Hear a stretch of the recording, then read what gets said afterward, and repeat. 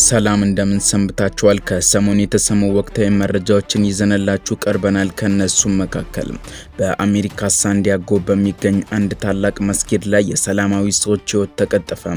ይህ ጥቃት እንዴት ሊፈጸም ቻለ? ከጀርባው ያለው ሚስጥር ምንድነው? ሙሉ ዝርዝር መረጃውን ይዘናል። በሌላ በኩል በኢራን ላይ የሚወስደውን እርምጃ ለጊዜው አቁሜዋለሁ ሲሉ ፕሬዝዳንት ዶናልድ ትራምፕ በይፋ ተናገሩ። ዝርዝሩን በተረካችን እንመለከታለን። ይህ በእንዲህ እንዳለ ሩሲያ ታሪካዊ የተባለለትን የኒውክሌር ጦር መሳሪያ ልምምድ በድንገት መጀመሯን አውጃለች። ሙሉ ሚስጥሩን ይዘንላችሁ ቀርበናል። ወደ ሀገር ውስጥ ስንመጣ ግንቦትና ሰኔ ደሞዝ የለም። በትግራይ ክልል ለመንግስት ሰራተኞች የተላለፈው ጥብቅና አስገዳጅ መመሪያ ምን ይመስላል? በዶክተር ደብረጽዮን የሚመራው ቡድን ይህንን ውሳኔ ለማሳለፍ የተገደደበት እውነተኛ ምክንያትስ ምንድን ነው? ሁሉንም መረጃዎች በዝርዝር የምንመለከት ይሆናል። እንዲሁም በመጨረሻም አንድ ደረሰኝ አለመስጠት 100,000 ብር ቅጣትና እስከ 7 ዓመት ጽኑ እስራት ሊያስቀጣ ይችላል የሚል አዲስ መረጃም ወጥቷል። እነዚህን ሁሉ አንገብጋቢና ሚስጥራዊ መረጃዎች በዝርዝር የምንመለከት ይሆናል። እስከ ፕሮግራማችን ፍጻሜ ድረስ አብራችሁን ቆዩም።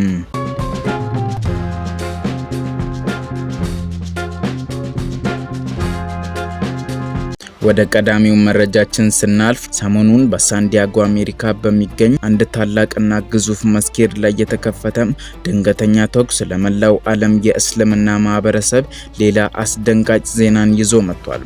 በጥቃቱ ሳቢያ የ3 ንጹሃን ሕይወት ሰዎች በአሰቃቂ ሁኔታ የተቀጠፈ ሲሆን ማህበረሰቡ በትልቅ ድንጋጤ ውስጥ ገብቷል። የሳንዲያጎ ሕግ አስከባሪ አካላት ባደረጉት የመጀመሪያ አሰሳም ይህ ጥቃት በአጋጣሚ የተከሰተ ሳይሆን ታስቦበት እና እቅድ ወጥቶበት የተፈጸመ ወንጀል መሆኑን የሚያሳዩ ፍንጮችን አግኝተዋል። ጥቃቱ በአሜሪካ በተደጋጋሚ በሃይማኖት ማዕከላት በቤተክርስቲያንም ሆነ በመስጊዶች ላይ የሚሰነዘሩ የጽንፈኝነት ጥቃቶችን በግልጽ የሚያሳይም ነው ተብሏል። ለመሆኑ ይህንን አሰቃቂ ጥቃት እየፈጸሙትና ከጀርባው የነበሩት አካላት እነማን ናቸው?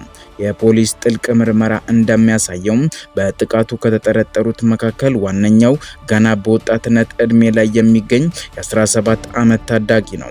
ይህ ታዳጊ ይህንን ከባድ አደጋ ለማድረስ የተጠቀመው መሳሪያ የገዛ እናቱ ንብረት ሲሆን ከእናቱ ቤት 3 የተለያዩ የጦር መሳሪያዎችን በድብቅ በመውሰድ ነው ይህንን እኩይ ተግባር የፈጸመው።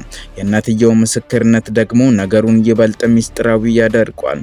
እናትየው ለህግ አስከባሪዎች በሰጠችው ቃል የገዛ መኪናዋና በቤቷ ውስጥ በህጋዊ መንገድ አስቀምጣቸው የነበሩ መሳሪያዎች በተመሳሳይ ሰዓት እንደጠፉባትም አረጋግጣለች። ይህም ታዳጊው አስቀድሞ በዝግጅት ላይ እንደነበር ያሳያል። በጥቃቱ ህይወታቸውን ካጡት 3 ሰዎች መካከል አንደኛው በደህንነት ጥበቃ ስራ ላይ የተሰማራ እንደነበር መረጃዎች ይጠቁማሉ። ታጣቂው ወደ መስጊዱ ዘልቆ ገብቶ በብዙ መቶ የሚቆጠሩ ሰጋጆች ህይወት እንዳያጠፋም በሩ ላይ በመቆም ተከላክሏል። ነገሩ ግን በዚህ ብቻ አያበቃም። የፖሊስ አዛዡ በአስገራሚ ሁኔታ እንዳረጋገጡት በአስራዎቹ እድሜ ክልል ውስጥ የሚገኙ 2 ተጠርጣሪዎች በማዕከሉ አቅራቢያ በሚገኝ መኪና ውስጥ ህይወታቸው አልፎ ተገኝቷል። ፖሊስ በአሁኑ ሰዓት ወንጀሉን የጥላቻ ወንጀል ሳይሆን አይቀርም በሚል በጥብቅ እያጣራው ይገኛል።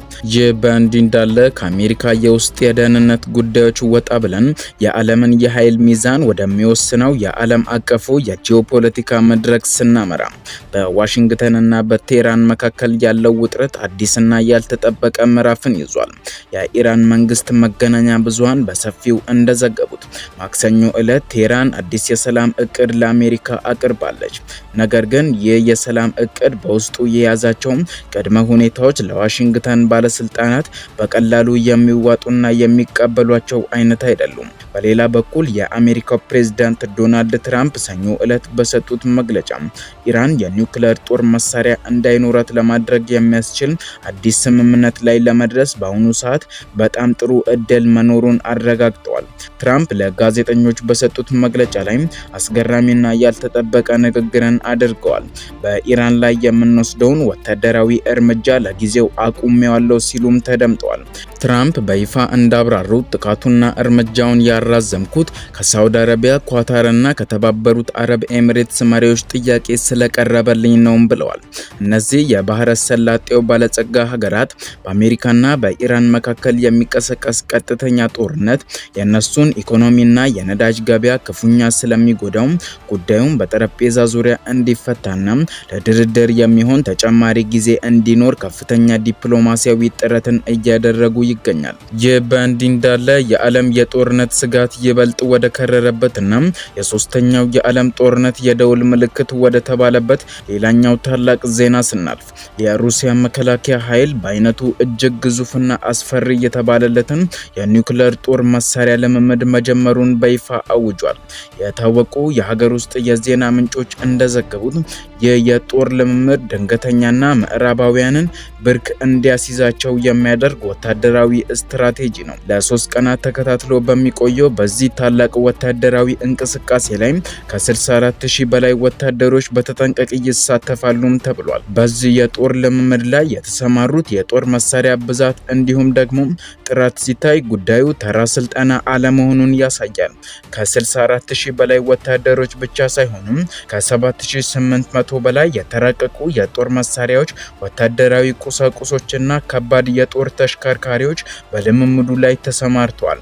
የሩሲያ መከላከያ ሚኒስቴር ይፋ ባደረገው ዝርዝር መረጃ መሰረት ከነዚህ መካከል 200 የባላስቲክና የክሩዝ ሚሳኤል ማስወንጨፊያ መድረኮች፣ ከ140 በላይ በራዳር የማይያዙ ዘመናዊ የኮምባት የጦር ጀቶች፣ 73 የባህር ላይ የጦር ጀልባ አውዳሚ መርከቦች፣ 13 የባህር ውስጥ ተንቀሳቃሽ ሰርጓጅ እና 8 ግዙፍ የኒውክሌር ሚሳኤል ተሸካሚ የባህር ሰርጓጅ መርከቦችም ይገኙበታል። ለመሆኑ ሩሲያ ይህንን በአይነቱ ትልቅ የኒውክሌር ሙከራና ዝግጅት በአሁኑ ሰዓት ማድረግ ለምን አስፈለጋት? የሀገሪቱ መከላከያ ሚኒስቴር ለዚህ የሰጠው ምላሽ ግልጽና ቀጥተኛ ነው። በሩሲያ ፌዴሬሽን ላይ ከየትኛውም አቅጣጫ ወረራ የሚከሰት ከሆነ የሀገሪቱ የጦር ኃይል በኒውክሌር ጦር መሳሪያ የመልሶ ማጥቃት ብቃት ያለውና ሁልጊዜ ዝግጁ መሆኑን ለማረጋገጥ ነው ተብሏል። ይህ ታላቅና አስፈሪ ወታደራዊ እንቅስቃሴ የተጀመረበት ድባብም ሌላ የፖለቲካ ትርጉምም ይኖረዋል።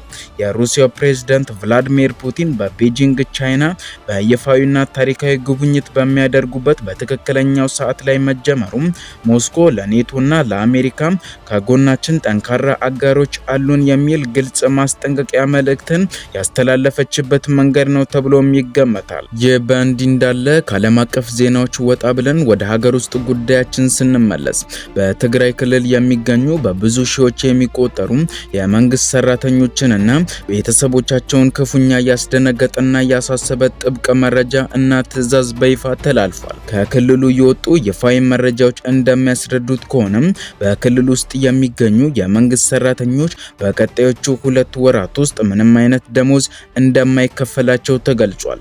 መመሪያው ግንቦት እና ሰኔ ወር ደሞዝ ሙሉ በሙሉ አይከፈልም ሲል በግልጽ ያስቀምጣል። ይህንን ጥብቅና አስገዳጅ መመሪያ ያስተላልፈው በዶክተር ደብረጽዮን ገብረ ሚካኤል የሚመራው ቡድን ነው። ውሳኔው በደብዳቤ ተላልፎ በጥብቅ መመሪያነት ተዘጋጅቶና በክልሉ ስር ለሚገኙ ሁሉም የበታች መዋቅሮች እንዲሁም ደግሞ መስሪያ ቤቶች እንዲወርድ ተደርጓል። የመመሪያ ግዴታ ሲሆን እያንዳንዱ ሰራተኛ ሊያውቀውና ሊረዳው ይገባል በሚል ጠንካራ ማስጠንቀቂያ የታገዘው ይህ ትዕዛዝ በክልሉ ውስጥ ባለው የኑሮ ውድነት ላይ ተጨማሪ የኢኮኖሚ ጫና ይፈጥራል ተብሎም ተሰግቷል። ዶክተር ደብረጽዮን ይህንን የደሞዝ እገዳ ደብዳቤያቸው ለክልሉ ዞን፣ ለወረዳዎች፣ ለከተማ አስተዳዳሪዎች እንዲሁም ከቀናት በፊት የእሳቸውን ባለስልጣናት አዲስ ሹመት በይፋ ላስፈጸመው የክልሉ ጠቅላይ ፍርድ ቤት ጭምር እንዲደርስና ተግባራዊነቱን እንዲከታተል አውጀዋል። ለዚህም ከባድ እና አስደንጋጭ የደሞዝ እገዳ ውሳኔ እንደ ዋነኛ ምክንያት የቀረበው ሀሳብ ደግሞ በክልሉ ውስጥ ያለው የሀብት እጥረትን የተመለከተ ነው። በደብዳቤው ላይ በግልጽ እንደተቀመጠው ዋነኛው ምክንያት በክልል ውስጥ ካለው እጅግ ውስንና አናሳ ሀብት አንጻር የደሞዝ አከፋፈል ሂደቱ ፍትሃዊና ተደራሽ ለማድረግ ነው የሚል ምላሽም ተሰጥቷል። ከዚህ ቀደም በክልሉ በተለያዩ መስሪያ ቤቶች መካከል ፍትሃዊነትን ያልጠበቀ አንዳንዶቹ ክፍያ የሚያገኙበት አንዳንዶቹ ደግሞ የማያገኙበት የተዛባ ስርዓት በመኖሩ በዚህ ዙሪያ ሙሉ በሙሉ ማስተካከያና ጥናት እስኪደረግ ድረስ የሁለት ወራት የደሞዝ ክፍያ ሙሉ በሙሉ መታገዱን አስታውቋል። ለዚሁ የደሞዝና የኢኮኖሚ ቀውስ መፍትሄ ይሆን ዘንድም አስቸኳይ የሀብት ማሰባሰብ ስራ እንዲሁም ለዞንና ወረዳ አመራሮች ጥብቅ ትዕዛዝን አስተላልፈዋል። መመሪያው ፍጹም ተፈጻሚነት ያለው መሆኑንና ሰራተኛው ምንም አይነት ቅሬታ ሳያቀርብ ራሱን እንዲያዘጋጅ ማስጠንቀቂያ ተሰጥቷል ነው የተባለው። ይህ በእንዲህ እንዳለ በመጨረሻ መላው የኢትዮጵያ የንግድ ማህበረሰብ አነስተኛም ሆኑ ከፍተኛ ነጋዴዎች ሊያውቁትና ሊጠነቀቁት የሚገባ አንድ ወሳኝና ከባድ የህግ ማሻሻያ ወጥቷል። ማክሰኞ ግንቦት 11 ቀን 2018 በገንዘብ ሚኒስቴር የተዘጋጀውና ለውይይት የቀረበው የታክስ አስተዳደር ረቂቅ አዋጅ ላይ እጅግ ጠንካራና ነጋዴን ቆንጠጥ የሚያደርጉ ማሻሻያዎች ተደርጓል። በዚህ አዲስ ረቂቅ አዋጅ መሰረት በማንኛውም የግብይት ወቅት ማንኛውም የግብር ከፋይ ነጋዴ ለገዢው ያለደረሰኝ ሽያጭ ሲያከናውን ከተገኘ ወይም በደረሰኙ ላይ እውነተኛውን ዋጋ አሳንሶ የተለየ ዋጋ መዝግቦ ከተገኘ በእያንዳንዱ ደረሰኝ ላይ የ100,000 ብር የገንዘብ መቀጮ ተፈጻሚ ይሆንበታል። ይህ መቀጮ ከዚህ ቀደም ህጉ ከሚያዘው የ50,000 ብር ቅጣት ጋር ሲነጻጸር በእጥፍ ወይም በ100 እጥፍ እየጨመረ መሆኑም ተረጋግጧል። ይህም ማለት አንድ ነጋዴ ለ3 ደንበኞች ደረሰኝ ሳይቆርጥ ቢቀር 300,000 ብር ቅጣት ይጠብቀዋል ማለት ነው። የአዲስ ማሻሻያም የገንዘብ ቅጣት ብቻ አይደለም ይዞ የመጣው ከባድ የወንጀል ተጠያቂነትንም ጭምር ያካትታል። በአንድ ግብይት በሚሰጥ ተመሳሳይ ደረሰኝ ላይ የተለያዩ ዋጋዎችን በመመዝገብ የመንግስት ታክስን ለመሸሽ የሽያጭ ዋጋን ያሳነሰና ዋጋውን አሳንሶ ደረሰኝ የቆረጠ ማንኛውም ሰው ከገንዘብ ቅጣቱ በተጨማሪም ከ5 ዓመት እስከ 7 ዓመት የሚደርስ ጽኑ እስራትንም እንዲቀጣ ህጉ ደንግጓል። ነገር ግን ይህ የእስራት ቅጣት ወዲያውኑ ተግባራዊ አይሆንም። ህጉ ማቃለያንም አስቀምጧል።